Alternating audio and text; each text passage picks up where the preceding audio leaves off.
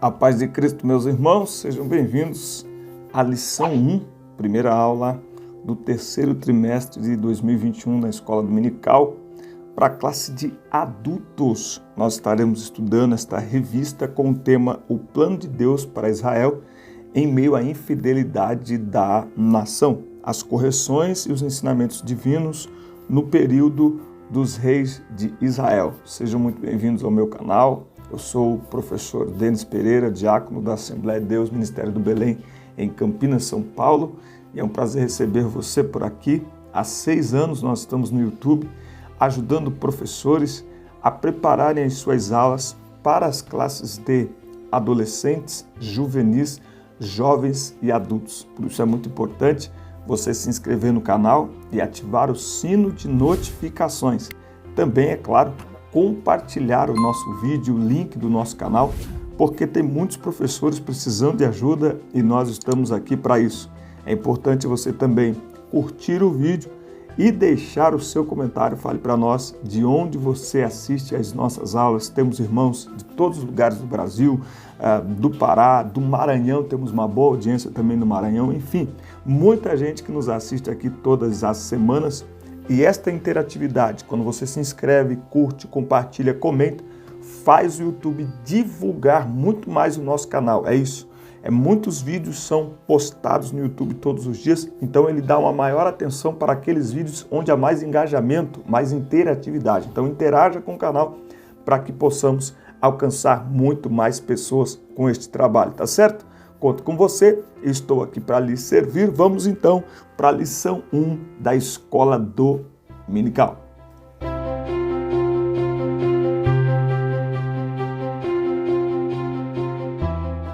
O título da primeira lição é A Ascensão de Salomão e a Construção do Templo. A Ascensão de Salomão e a Construção do Templo. O texto áureo está em 1 Reis, capítulo 8, versículo 11. E não podiam ter-se em pé os sacerdotes para ministrar, por causa da nuvem, porque a glória do Senhor enchera a casa. O pedido de sabedoria feito por Salomão a Deus aponta para a maturidade espiritual que Deus deseja de seus filhos. Eu quero lembrar aos irmãos que aqui na descrição dos vídeos tem todas as minhas redes sociais e também tem um link para você baixar material de apoio em PDF, para você ter aí no seu celular, enviar para os seus alunos e para outros professores também. Meu número de WhatsApp está aqui, me chama, nós temos grupos de professores no WhatsApp, professores de todo o Brasil, que nós nos ajudamos mutuamente durante a semana a respeito da lição. A introdução. Por amor ao rei Davi, Deus permitiu que Salomão estabelecesse um reino sólido, próspero, justo, cheio de glória e de poder, não é? Agora, a grande questão é que a história de Salomão, ela poderia ser marcada apenas por aspectos positivos, apenas pela grandeza do seu reinado, pela justiça, apenas pela sua sabedoria, mas na realidade a história de Salomão não termina como começa. Salomão, em alguns momentos, ele se deixa levar por interesses políticos e desejos pecaminosos, e esse é um ponto que me chama a atenção na Bíblia. A Bíblia é um livro imparcial, que é um dos aspectos pelos quais nós reconhecemos que a Bíblia é a palavra de Deus. Ela não deixa de fora os erros de Salomão. Os grandes heróis da Bíblia são mostrados sem capa, sem máscaras. A Bíblia mostra a história dos grandes homens como um todo. O que pedimos ao Senhor deve ser refletido em toda a nossa vida, é o ponto central dessa lição. Tópico 1, a sabedoria de Salomão. Antes mesmo de receber a sabedoria como um dom divino, Salomão já apresentava alguns traços dessa virtude, pois ao ser inquirido por Deus quanto a qualquer pedido que quisesse lhe fazer, ele escolhe aí a sabedoria, não é? E só por aí nós já conseguimos perceber que ele era o quê? Que ele era um rei sábio, né? Só pelo pedido que ele faz, já dá para perceber que ele é um rei sábio. Se ele fosse ganancioso, tinha pedido dinheiro, né? Se ele fosse ególatra, tinha pedido, sei lá, um trono, um reinado cada vez maior para ser aí adorado pelas pessoas, enfim, mas na realidade ele já demonstra ali sabedoria, não é? Se ele fosse uma pessoa vingativa, pediria a morte dos seus inimigos, mas nada adiantaria se ele não tivesse sabedoria. Então ele pede a Deus sabedoria, ele priorizou aquilo que era o certo ao pedir a Deus. Se Deus te aparecesse e dissesse para você, um anjo do Senhor lhe aparecesse e dissesse a você, escuta, pede-me o que quiseres, o que você pediria a Deus? Responde aqui para nós nos comentários. O sábio pede sabedoria. Ao pedir sabedoria, Salomão se mostrou um homem humilde, e isso pode ser constatado em suas respostas que ele deu ao Senhor. Eu sou um menino pequeno, não sei como agir, nem como sair e nem como entrar. Então, significa que ele tinha a plena consciência da grandeza de sua tarefa, não é?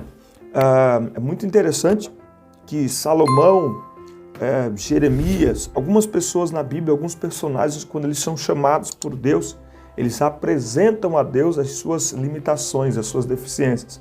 Mas é interessante que o Deus que nos chama é o mesmo que nos fez. Então ele conhece as nossas limitações, ele conhece as nossas deficiências. Eu digo sempre que ele quer nos usar exatamente com cada uma das nossas limitações, dificuldades, deficiências. Por quê? Porque o poder dele se aperfeiçoa na nossa fraqueza.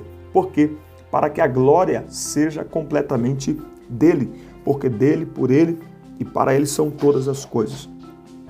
Tiago escreveu em sua epístola que existe uma falsa sabedoria que se evidencia pela inveja e sentimento faccioso. Essa sabedoria não vem de Deus, ela é terrena, animal e diabólica, não é? É um fruto de ciúme, divisionismo, perturbação, obras perversas. Mas também, se alguém não tem sabedoria, deve pedir sabedoria a Deus, que a todos dá sem lançar em rosto. Três coisas Davi disse a Salomão que são muito importantes. Primeiro, conhecer a Deus, não é? Salomão, claro, teve toda ali a influência de seu pai, mas Davi disse a Salomão, 1 Crônicas 28:9, conhece o Deus de teu pai. A expressão conhecer no hebraico, yada, significa conhecer por experiência, relacionar-se, tá? Um dos textos que mais chama a minha atenção sobre o povo de Israel está lá em Juízes, quando o texto diz assim, que aquela geração que saiu do Egito, ela foi congregada a seus pais, ou seja, eles morreram todos. E surgiu uma outra geração. Agora, esta geração que surgiu, a Bíblia diz que eles não conheciam ao Senhor e nem a sua obra. Juízes 2:10. E foi também congregada toda aquela geração a seus pais. Ou seja, morreram todos aqueles que saíram do Egito e que viram os milagres de Deus, viram o mar se abrir, comeram do maná, viram coluna de fogo, viram a nuvem durante o dia. Todos morreram. E após eles se levantou uma outra geração que não conhecia o Senhor, nem tampouco a obra que fizera a Israel. Esse conhecer é relacionar-se, é conhecer por experiência própria, não é? É preciso que, para desenvolvermos a nossa vida espiritual e cumprirmos o chamado que Deus tem para a nossa vida, nós precisamos de relacionamento pessoal com Deus. Não é relacionamento do outro, não é de carona com o outro. A vida espiritual não tem carona, não tem. Outra coisa que Davi disse a Salomão também foi que ele deveria servir a Deus e servi-lo de todo o coração, de coração perfeito e alma voluntária. A expressão coração perfeito, no hebraico shalem ou salem, significa um coração completo, inteiro, todo. E uma alma voluntária fala de buscar com prazer, com amor, não forçadamente. Ou seja, é impossível também conhecer a Deus e servi-lo de maneira forçada, não é? Então, se não está servindo a Deus voluntariamente, porque não o conhece. Por isso que a Bíblia diz, conheçamos e prossigamos em conhecer ao Senhor. E esse conhecer ao Senhor é um esforço humano. Nós devemos buscar conhecer ao Senhor para servi-lo de maneira completa, de maneira inteira. Infelizmente, com o passar do tempo, Salomão deixou-se seduzir aí pelo pecado e não serviu a Deus como seu pai lhe tinha ordenado. Davi também disse a Salomão que ele deveria fazer a obra de Deus. Davi desejou construir o templo, mas porque Davi se envolveu em muitas guerras, as mãos de Davi estavam manchadas de sangue, Deus não permitiu que Davi construísse o templo. Então, Salomão já assume o reinado com uma grande responsabilidade, que era construir o templo, construir esta grande obra para o Senhor. Obra esta que Salomão fez, que Salomão concluiu, que Salomão executou.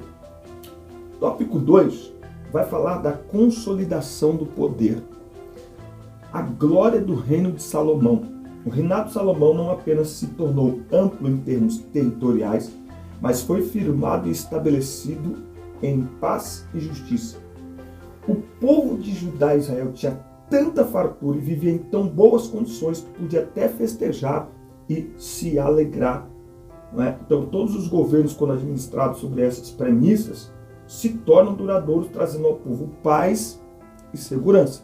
Não é? Então, o reinado de Salomão tem muito a ensinar sobre a administração do povo, sobre questões políticas. Porém, o orgulho precede a ruína.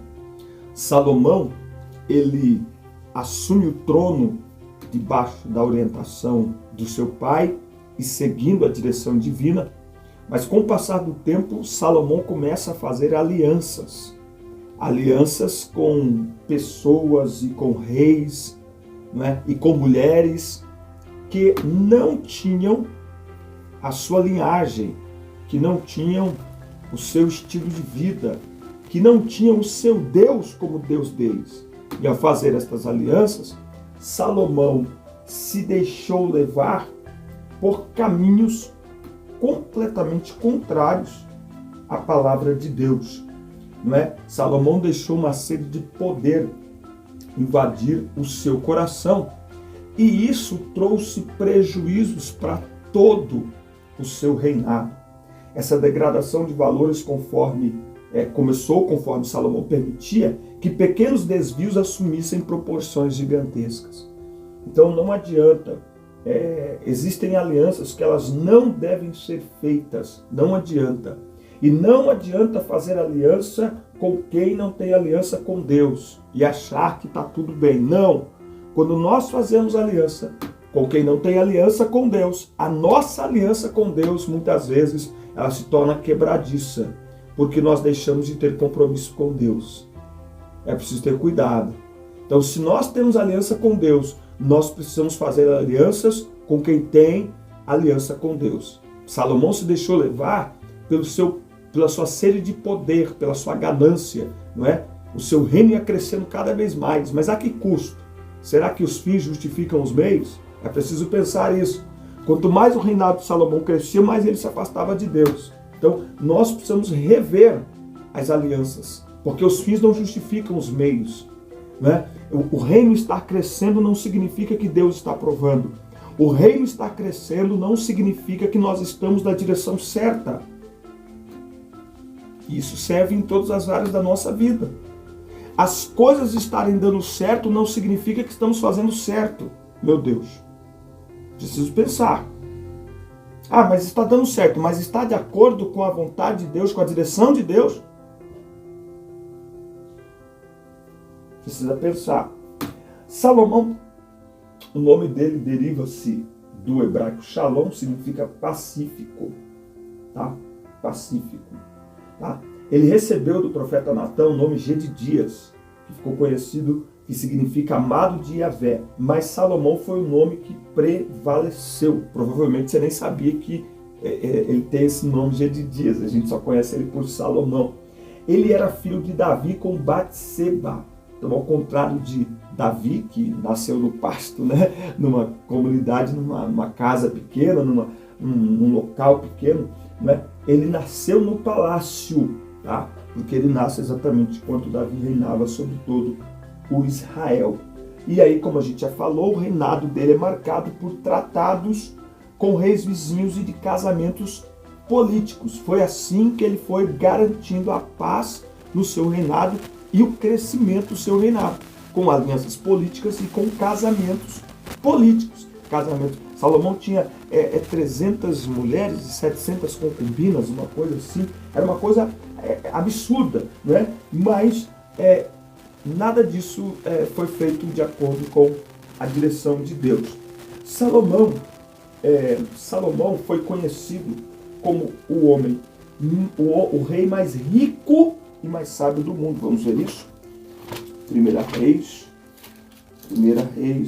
10 e 23. Assim o rei Salomão excedeu a todos os reis da terra, tanto em riquezas como em sabedoria. Salomão se tornou o rei mais rico, portanto mais poderoso, né? Tem aqui as construções que Salomão fez. A planta com os detalhes do templo foi dada por Davi a ele, e ele edificou de acordo com o projeto divino. Deus deu a Davi, Davi passou para ele, tá?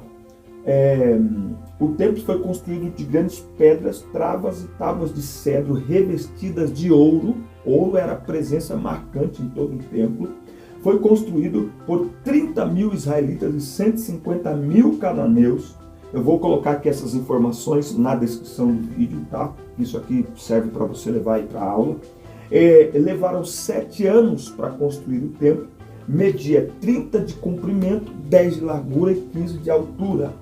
Cada parte era preparada distante do local da edificação e colocada no seu lugar, sem se ouvir ruído de martelo ou de qualquer outro instrumento. No lugar do templo, você não tinha barulho de máquinas, porque as peças, as partes vinham prontas já, só para encaixar. Toda a casa foi revestida com ouro puro, tá? Ornamentado com pedras preciosas, tá? Então Salomão não economizou em ouro, tá? Nós temos aqui o Templo de Salomão em São Paulo, aqui, que é uma réplica, tá? Uma réplica, e talvez o grande diferencial seja a questão do ouro, né? Salomão usou ouro. Era possível ver ouro em tudo. Para onde você olhava tinha ouro puro, ouro maciço mesmo. Ouro. Muito bem. O tópico 3, a construção do templo. O nobre propósito de Salomão. O propósito de Salomão na construção do templo foi muito nobre. Edificar uma casa ao nome do Senhor meu Deus. Nisso se percebe que havia pureza no coração do sábio rei de Israel nos primeiros anos de seu reinado. Então, a intenção de Salomão era pura, era boa, né? Tem aqui, essa lição, ela tem muitas informações que são históricas, não é verdade? Salomão quis demonstrar seu imenso amor a Deus e edificando-lhe uma morada de altíssima qualidade e excelência, tá? Então, quando nós construímos um templo, uma igreja, e quando se usa os materiais, tudo aquilo é uma demonstração de amor a Deus, não é? Porque nós estamos construindo aquele ambiente para quem? É para o Senhor, é para culto ao Senhor, né? Então, se essa construção ela é feita com materiais finos, com materiais nobres, claro, de acordo, claro, com toda a questão financeira de cada lugar, mas enfim, é uma forma de demonstrarmos o nosso amor ao nosso Deus. Agora, essa visão centrada no templo é uma forte característica do Antigo Testamento, tá? Mas com a redenção do homem, efetuada por Cristo na cruz do Calvário, a morada de Deus passa a ser o próprio homem regenerado. Então, para eles, no Antigo Testamento, o templo tem uma significância extraordinária, não é? Uma simbologia extraordinária. Mas agora, através de Jesus Cristo, nós, a igreja, é o templo do Espírito Santo. Nós somos o templo do Espírito Santo. Ou seja, a beleza do ouro, a beleza, toda essa beleza, ela não satisfaz espiritualmente nada. Por quê? Porque o Senhor não habita em templos. Ele habita em nós. Ele habita em seres humanos. Nós somos o templo, a morada do Espírito Santo. Nós precisamos ter isso em mente. A glória do Senhor se manifestou no templo depois de pronto em duas ocasiões. A primeira foi quando os sacerdotes levaram a arca para o lugar santíssimo. A glória foi tanta que eles não conseguiram ficar de pé para ministrar os serviços ali naquele lugar. A segunda, ela se manifestou quando Deus respondeu lá na inauguração do templo. Desta vez, além da glória, desceu também fogo do céu e consumiu o holocausto e os sacrifícios. Então, a glória do Senhor, ela encheu o templo, tá certo? Então, é muito importante que a gente, nesta lição, a grande lição que a gente aprende, é que tão importante quanto começar bem, é terminar bem. Salomão, no final da sua vida, a gente percebe o seu arrependimento e a gente percebe nos seus escritos muitas lições que nós não aprenderíamos se Salomão tivesse vivido uma vida completamente, né, em linha reta, sem nenhuma queda. Não é? Então nós aprendemos com as quedas de Salomão e ele também aprende. Nós não teríamos Cantares de Salomão, nós não teríamos provavelmente Eclesiastes, se Salomão não tivesse passado por tudo que ele passou, se ele não tivesse vivido tudo que ele viveu.